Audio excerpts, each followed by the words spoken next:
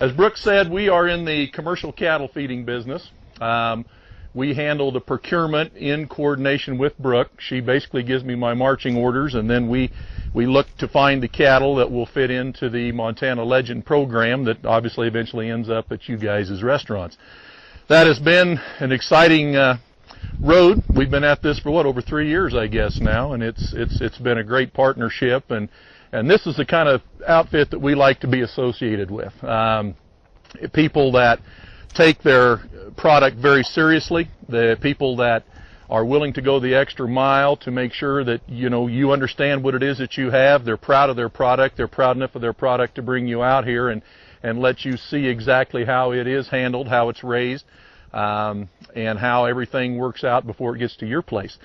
Format today, ladies and gentlemen, is you ask a question anytime. If something pops up that's on your mind, raise your hand and we'll try to answer it for you. A little bit of background as far as myself and our company is concerned.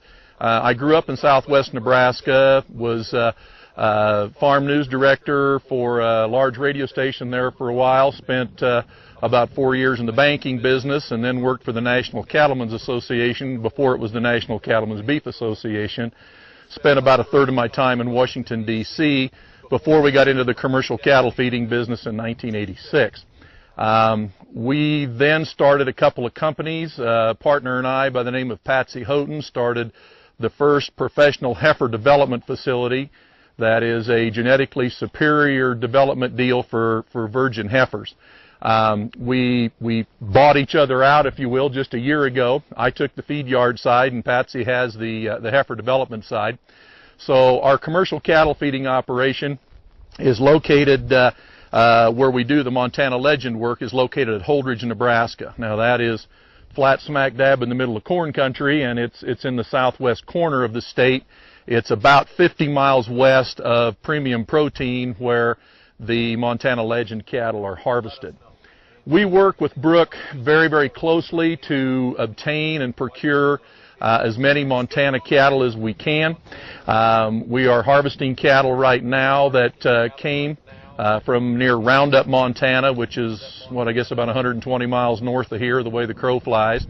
We just were able to procure those calves again for next year. They'll be coming off of the N-Bar and the Dearborn Ranch.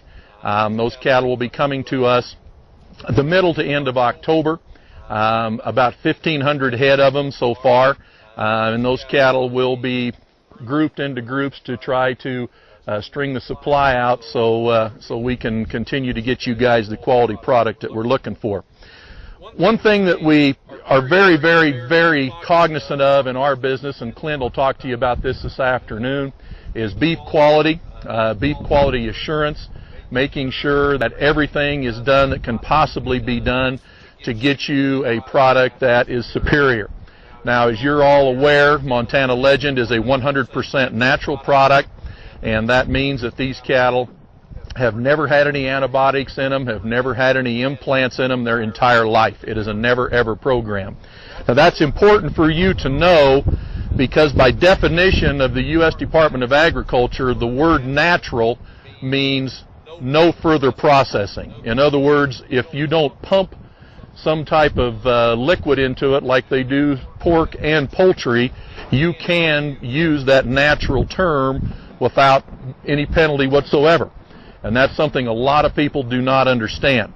The Montana Legend Group, we work very closely with the ranch, with signed affidavits, knowing their management practices as far as immunization schedules, that type of thing.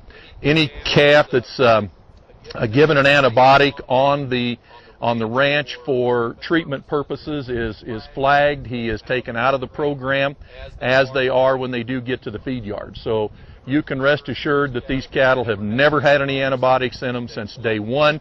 They have never had any implants in them.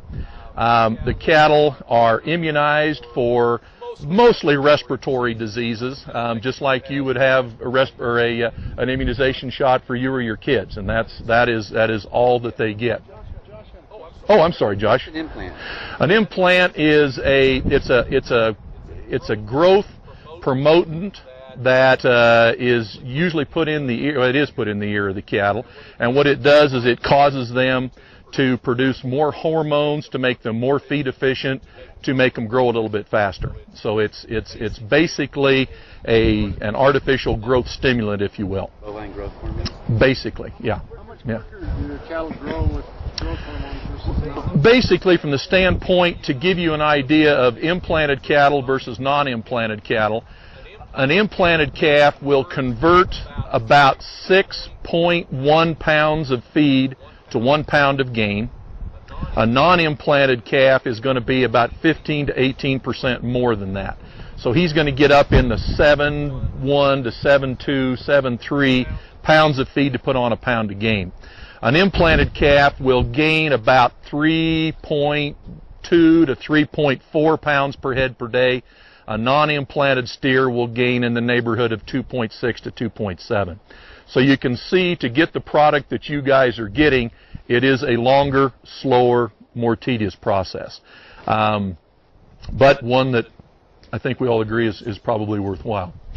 Sorry, does more flavor come from that? You know? Well, and Clint can probably address this better than I can, but when we started using implants, the implants cause muscle development, not marbling development, okay? I guess is the best way to put it. So in our past history on cattle that we have fed natural versus the same cattle we have fed with implants, we will see on an implanted calf about 3% prime, and we will generally see in this particular group of cattle I'm thinking about 3% prime and about 65 to 68% choice, okay? Montana Legend cattle will routinely, and all natural cattle, but particularly Montana Legend because we're looking for the genetics as well, you will get into the 15 to 18% prime category, and the cattle will consistently be over 90% choice. So you can see there's a 20-25% difference. Industry average? Industry average, if you look on the USDA website, the industry average, and this will be taking into account all the Bosindicus cattle, in other words, the Brahman influenced cattle, the big-eared cattle that are more adapted to heat, they are not going to marble as well, but industry average, you're looking at usually around 50% choice, less than 1% prime. So also takes into account the dairy cattle. the dairy cattle as well. Yeah, that's exactly right. But you get, and you kind of see a difference in cattle that are fed in Kansas. The further north you go, the better the quality gets. Nebraska-Kansas line, if you will, is kind of it's an invisible line, but in Kansas they feed a lot more cattle out of the southeast that would be those Brahman-influenced cattle that come out of Florida, Kentucky, Alabama, Arkansas. In our area, the cattle will come out of this country, Montana,